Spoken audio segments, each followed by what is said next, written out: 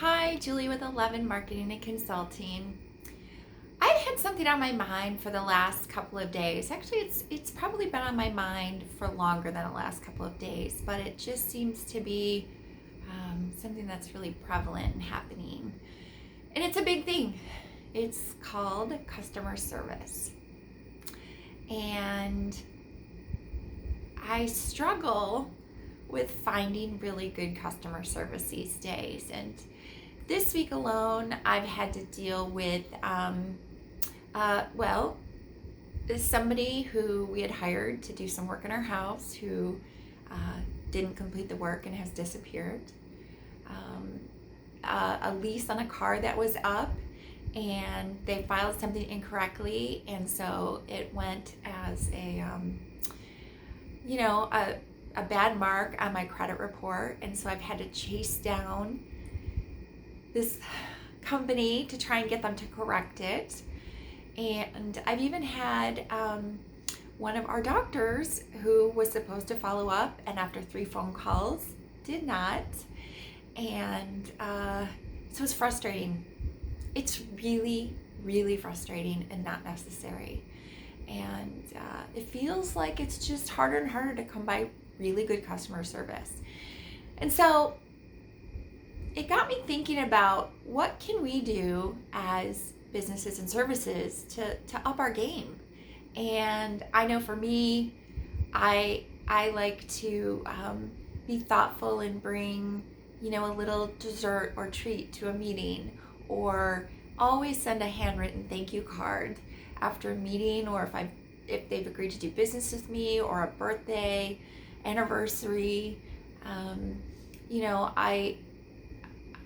client events. Having a once a year client event where you bring them in and give them food and drink and say thank you for being my customer, or even an email blast or a text blast or some way, and doing it with a smile on your face. And I know we have bad days and things happen, but just feels like people have dropped the ball on customer service. And so it's been on my mind, and I challenge you to think about, what are you doing to maintain really good customer service?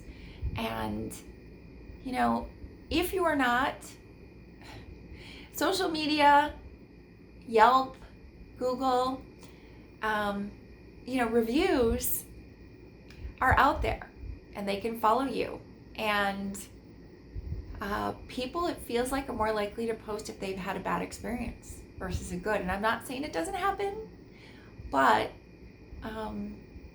you got to think about that too. And just a little story.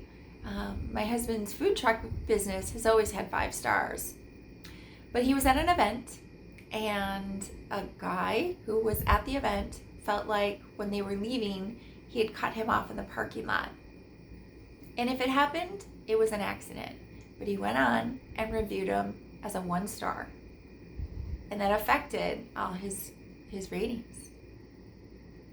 So, I know I'm kind of going on and on about it, but it's a big deal. It's a really big deal.